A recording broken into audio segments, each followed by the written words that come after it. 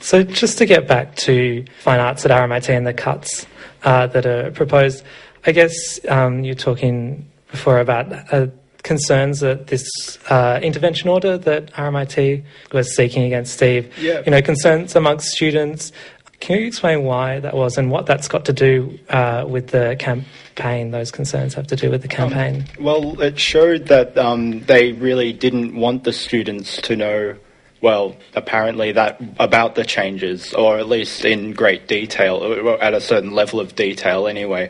Which is a bit of a worry because students prefer some transparency and to know what they're paying for, to know what they're, what to expect from their school. And it's especially a worry for our fine arts students because fine arts as a subject by nature is a labour-intensive practice, and so we need the contact hours. It's already not enough as it is. So these contact hours are valuable to us. And our studio spaces are valuable to us, and so are our teachers' input and our ability to be able to approach our teachers and get the input we need. Yeah. Awesome. We also worry that, the case against Steve, we worry that that if RMIT had won, there would have been a climate of excuse me. We just kind of worried that, it would mean very bad things for academic freedom in this country.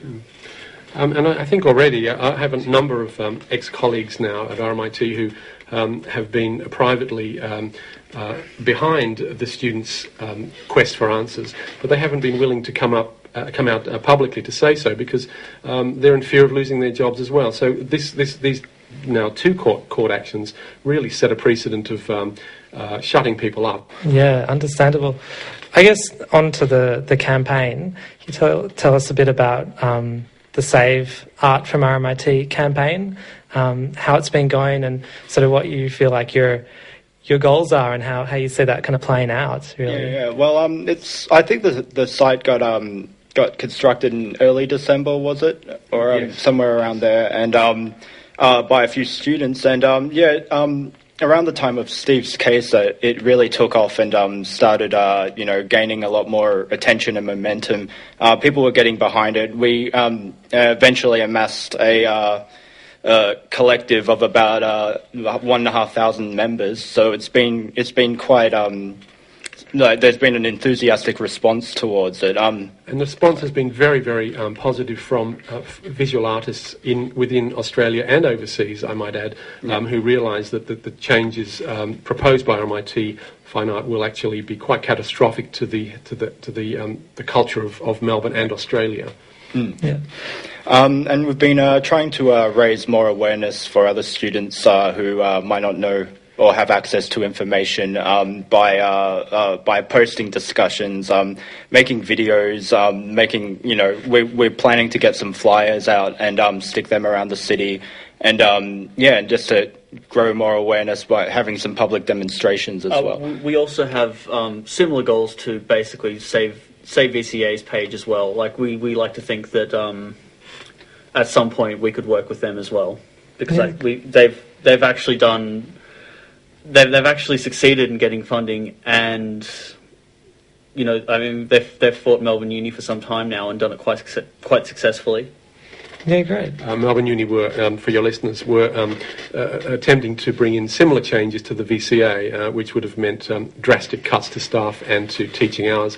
VCA fought it. The staff and the head of the area fought it.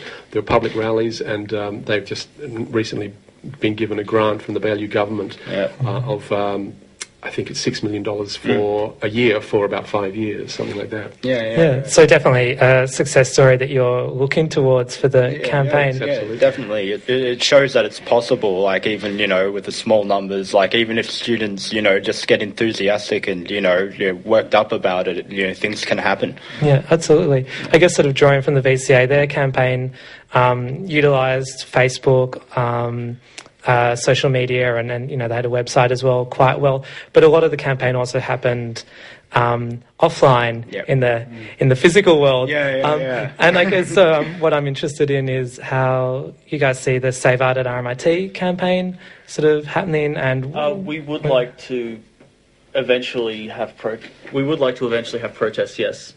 Yep. Yeah.